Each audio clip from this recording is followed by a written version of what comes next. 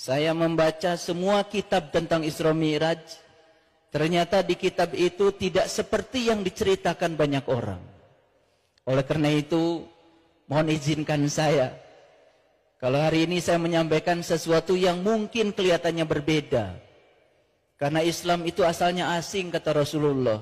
Suatu saat ketika orang menyampaikan kebenaran yang sebenarnya, mungkin juga orang akan merasa asing. Perlu kesabaran untuk mendengarkan ceramah dan kajian ini. Insya Allah, pada saatnya Bapak Ibu akan mendapatkan pencerahan. Insya Allah hadirin sekalian, pada saatnya akan bisa membuktikan bahwa Isra Mi'raj bukan sekedar cerita sastra. Isra Mi'raj adalah scientific. Isra Mi'raj adalah bisa dibuktikan kebenarannya. Saya mau cerita kebenaran. 13 tahun saya menangis. 13 tahun saya mencari kebenaran. 13 tahun saya mencari seorang guru yang mursyid, yang bisa mengantarkan saya untuk menemukan kebenaran yang sejati. Dari kecil saya belajar sholat. Umur 19 tahun saya sudah hafiz Quran. Karena bapak saya kiai.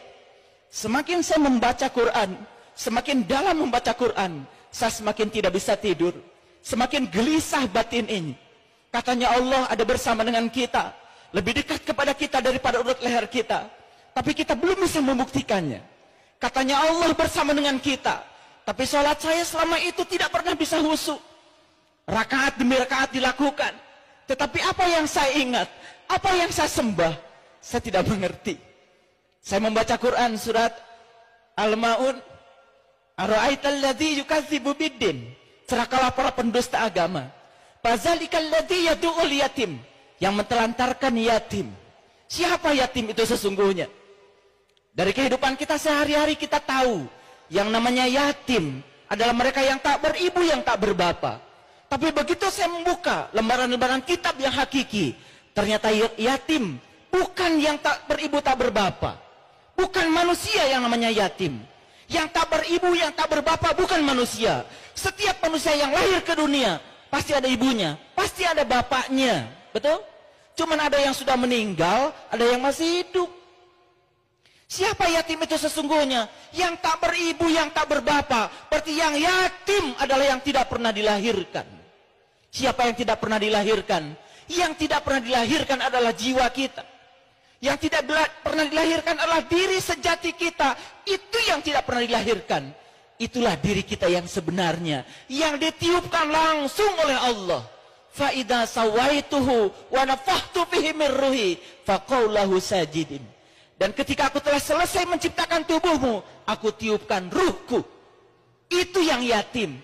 Itu yang banyak ditelantarkan oleh kita. Salat kita cuma raganya saja. Jiwa kita di mana? Cipta kita di mana? Rasa kita di mana? Kita tidak pernah berhubungan dengan yang tiga. Hanya berhubungan dengan raga saja. Lalu banyak rakaat yang dilakukan. Tapi rakaat demi rakaat tidak membuat kesadaran kita semakin hari semakin bertambah. Tetap sakit hati kalau diomongin orang. Tetap marah ketika orang marah kepada kita. Tetap reaktif kepada situasi yang tidak kita inginkan. Tidak pernah nyaman dalam kontradiksi. Kalau kita nyaman ketika kita mendapatkan yang kita ingin, itu biasa. Tapi kalau kita tetap nyaman dalam kontradiksi, mendapatkan yang tidak kita inginkan, tetap nyaman, itu ukuran spiritual. Disitulah ukurannya akhlak kita. Salat bukan tujuan. Tujuan kita adalah akhlak. Nabi Muhammad menjadikan salat sebagai sarana untuk membangun akhlak. Saya bertemu dengan seorang guru yang mursyid, yang bisa mengajarkan cara meniti ke dalam diri, menemukan siapa diri saya, siapa Tuhan saya. Justru saya tidak menemukan di pesantren, tanpa menganggap rendah pesantren. Jadi kalau begitu, di mana sebetulnya ilmu agama yang sebenarnya itu ada? Saya cuma punya satu keyakinan. Karena Allah dalam hadis qudsi mengatakan, para waliku ada di bawah naunganku, dan tidak ada mengenal seorang wali tanpa seizinku. Kewalian seseorang tidak akan pernah ditampakkan kecuali kepada mereka yang mencarinya, yang merindukannya. Saya cuma bisa mendoakan pada ibu bapak sekalian, semoga setelah ini bapak ibu bisa menemukan seorang pewaris ilmunya Nabi, yang bisa mengajarkan ilmunya Nabi. Seorang sahabat bertanya pada Rasulullah, "Ya Rasulullah, aku bahagia hidup sejaman dengan engkau.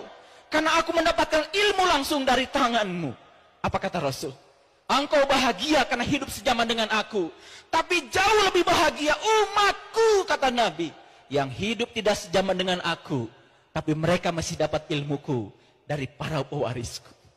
Maka Nabi mengatakan, al-ulama warasatul anbiya. Ulama adalah mereka yang mewarisi ilmunya Nabi. Di mana ilmunya Nabi sekarang? Subhanallah. Yang menceritakan Allah banyak orangnya, yang tahu Allah sedikit orangnya. Yang mengaku menyembah Allah banyak orangnya, tapi yang diaku oleh Allah bahwa dia menyembah Allah sedikit orang. Allah sendiri mengatakan di Quran, "Sullatum minal awwalin wa qalilum minal akhirin." Yang beriman itu sebagian awalnya banyak, tapi setelah diseleksi oleh Allah tinggal sedikit. Makanya di dalam Al-Kahfi dikatakan, tinggalkan kebanyakan orang, cari gua yang bisa memberikan keselamatan. Masuklah pada kelompok yang sedikit. Itu kata Allah. Hadirin kaum muslimin rahimakumullah.